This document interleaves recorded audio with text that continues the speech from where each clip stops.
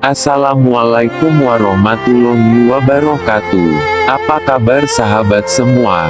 Semoga dalam lindungan Allah Subhanahu wa Ta'ala. Amin ya Robbal 'Alamin. Kisah ini menceritakan tentang istri Rasulullah yang dituduhkan berselingkuh, sehingga sampai diturunkannya dalam surah An-Nur. Bagaimana kisah Rasulullah ini selengkapnya? Tonton video ini sampai habis. Assalamualaikum warahmatullahi wabarakatuh. Salam kenal dari admin di channel YouTube Belajar Islam Al-Quran dan Hadis. Semoga video-video dari channel ini dapat memberikan pelajaran buat kita semua, umumnya buat penonton channel ini, dan khususnya semoga admin mendapatkan keberkahan dari Allah Subhanahu wa Ta'ala. Amin ya Allah ya Robbal 'Alamin.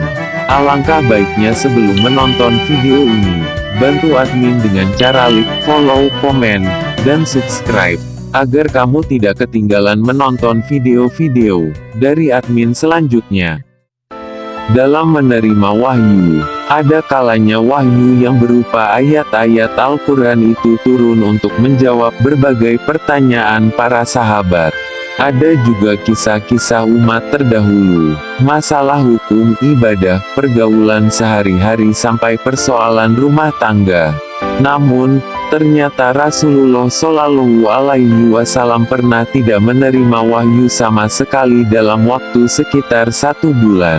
Salah satunya adalah pada saat adanya fitnah oleh salah seorang munafik yang ingin merusak rumah tangga beliau dengan istrinya, Siti Aisyah radhiyallahu anha.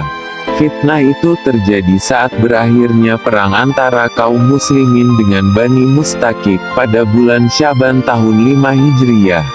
Peperangan ini diikuti oleh sejumlah kaum munafik. Istri Rasulullah Shallallahu Alaihi Wasallam, Siti Aisyah turut pula dengan Rasulullah Shallallahu Alaihi Wasallam. Dalam perjalanan pulang saat kembali dari peperangan, rombongan kaum muslimin berhenti di suatu tempat di dekat kota Madinah. Saat itulah Siti Aisyah menyadari bahwa kalungnya telah putus dan hilang. Maka, Siti Aisyah yang biasanya ditandu, segera kembali ke tendanya untuk mencari kalung yang hilang tersebut. Sementara, orang-orang yang membawa tandu Siti Aisyah tidak menyadari bahwa beliau tidak berada di dalamnya. Setelah sekian lama ia mencari kalung tersebut, namun kalung itu tak ditemukannya. Karena itulah Siti Aisyah kembali menuju tandunya. Namun, ketika sampai ia telah ditinggalkan rombongannya, maka Siti Aisyah hanya bisa pasrah. Ia berharap ada rombongan kaum muslimin yang kembali. Terlalu lama menunggu, akhirnya Siti Aisyah terserang kantuk hingga akhirnya tertidur.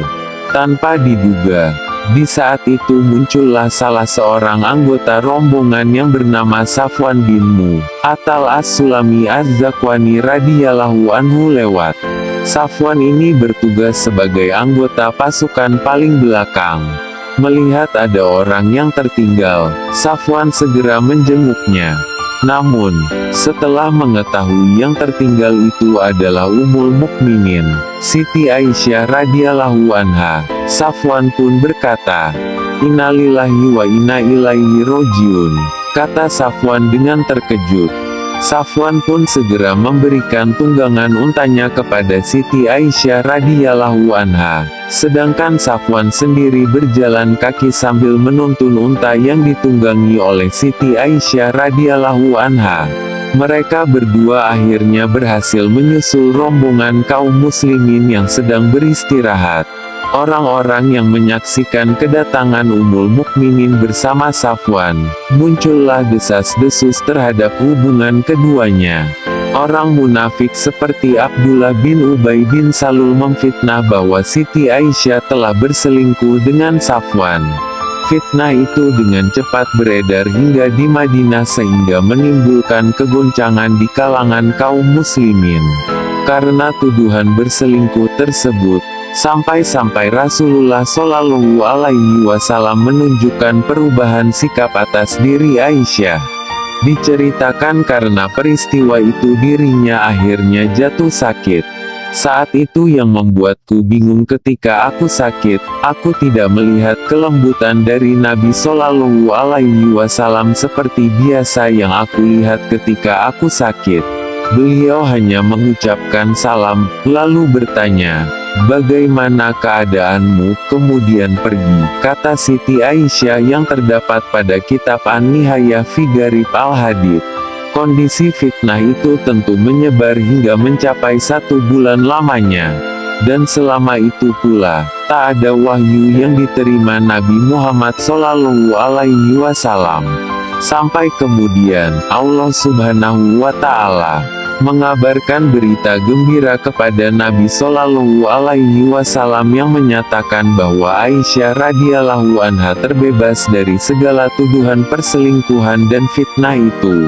Penegasan Allah Subhanahu wa Ta'ala itu terangkum dalam Al-Quran, Surat An-Nur ayat 11-26.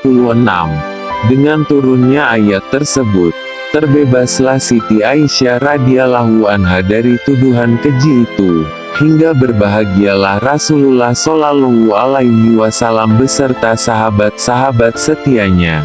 Dari kisah ini kita ternyata mendapatkan pelajaran berharga, bahwa kita harus berhati-hati untuk menyampaikan sesuatu yang belum tentu benar kejadiannya, sehingga kita tidak menimbulkan suatu fitnah untuk orang tersebut.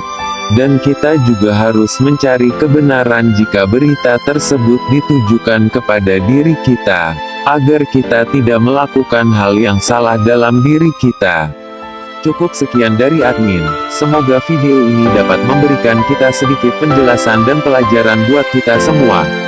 Akhir kata admin menghaturkan buat kawan semua, Assalamualaikum warahmatullahi wabarakatuh, dan terima kasih.